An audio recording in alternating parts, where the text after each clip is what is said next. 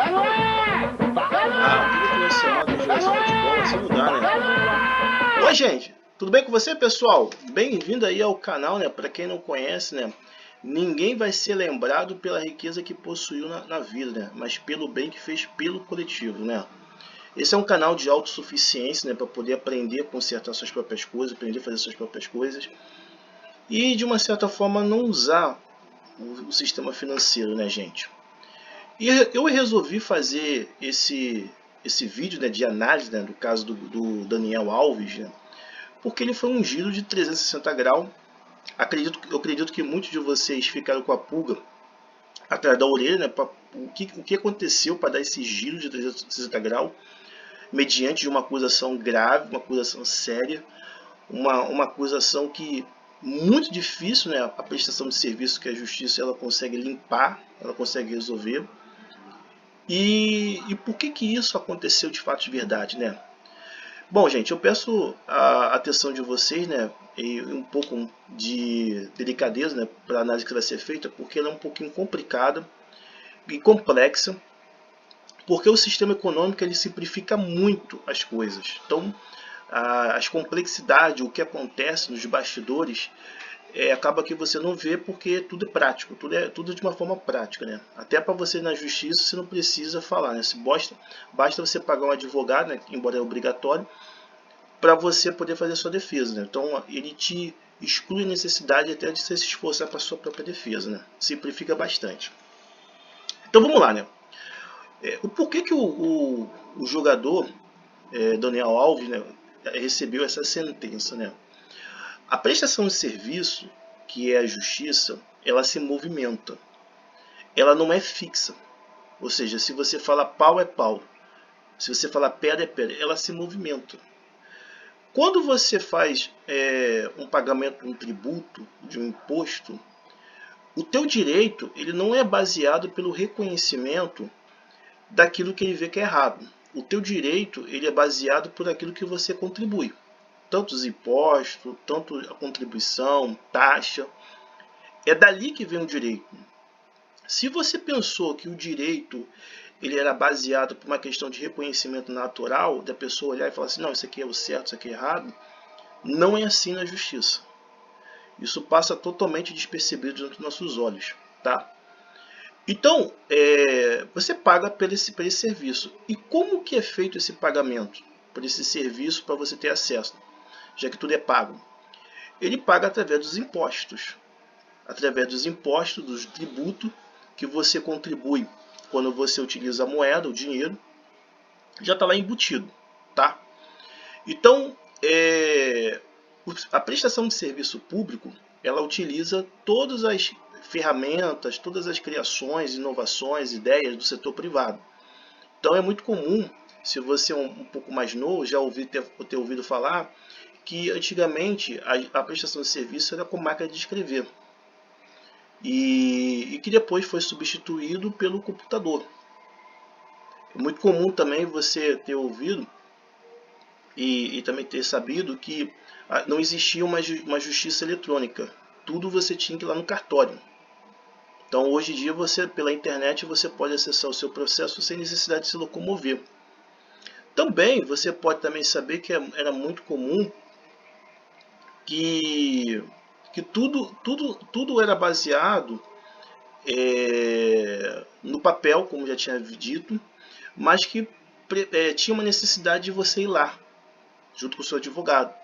Hoje não, tá? Então, tudo aquilo que a justiça utiliza, ele veio do meio produtivo. Então, as armas, o segurança, a mesa, a cadeira, tudo. Aí você vai perguntar, mas por que isso tem a ver com a justiça espanhola? Tem tudo a ver. Porque da mesma forma que o setor privado ele se movimenta, a justiça também se movimenta. Entende, pessoal? Ou seja, não é só os bens materiais, como eu estou falando para você, é os pensamentos do juiz, do desembargador. Eles não são firmes. Porque o que alimenta realmente a justiça é o financiamento dos impostos que vem através do meio produtivo. Como o meio produtivo ele se movimenta, que eu já até lancei aqui uma série no canal sobre a movimentação, então logo as sentenças elas vão ser alternada. Elas vão vir com vários tipos de pensamento diferentes. A primeira instância, a segunda instância, a terceira instância, a quarta instância. E isso muita gente não sabe. Isso muita gente não sabe. Quando você pisa no chão, você tem um firmamento, você tem a gravidade que segura você no chão. Isso é algo verdadeiro, isso é algo firme. Na justiça, não. Um juiz de primeira instância pode ter um entendimento de uma forma, na segunda instância ele pode ter um entendimento de uma outra forma, na terceira uma outra forma e na quarta uma outra forma. Isso é muito comum isso acontecer, entendeu? Eu usei a questão dos bens materiais do setor privado para mostrar para vocês que tudo que vocês utilizam do serviço público, ele não é firme, ele não é estável, não é aquilo que você lê, que você interpreta que vai ser aquilo ali. Vocês podem chegar lá e ter um conflito com o servidor público porque ele tem um pensamento diferente, uma visão diferente. O direito não é baseado por aquilo que é certo ou errado, o direito é baseado por aquilo que você paga. Olha aí a situação. Então esse é um dos primeiros motivos, tá?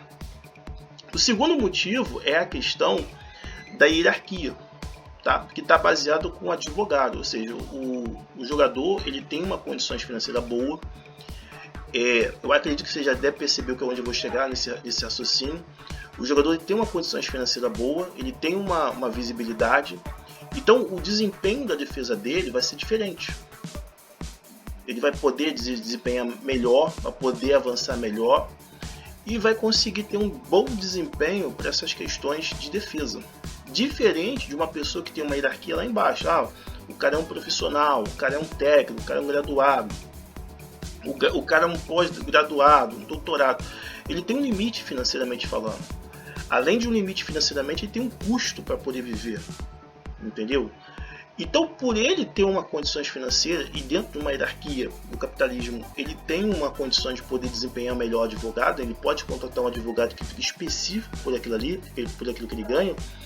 Então, a chance de ele mudar a direção, de mudar a sentença, ela é muito grande, porque ela é uma prestação de serviço que ela tem uma movimentação, ela não é fixa. Esse também é um dos motivos que fez essa mudança tão brusca, né, na questão da ação lá. Então, vamos para o quarto tópico aqui, né? Como é que fica a situação dele, né, agora, né, com essa absolvição? Houve uma exposição muito forte na mídia, tá? Durante esse tempo todo que ele ficou na cadeia. Tem uma fiança que está retida lá, entendeu? E tem os efeitos que provocou na vida dele, tá?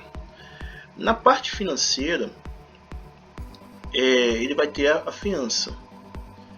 Se ele quiser ganhar alguma coisa, é só ingressando de novo na justiça. Mas na parte da imagem e do psicológico dele, essas coisas, é irrecuperável, gente. É irrecuperável. Por quê? Porque na prestação de serviço, a garantia, quem dá é a própria pessoa que paga. Ela que é garantidora. Então, quando a gente paga o imposto, a garantia que o serviço ele vai ser feito não vem daquele que vai exercer a ação da prestação de serviço. A garantia, quem vai exercer é quem paga. Então, a imagem dele, a exposição, questão psicológica e outras coisas mais, quem vai pagar é ele. Esse é o grande problema. Para todo ato do serviço público, quem é a garantia é quem paga o serviço.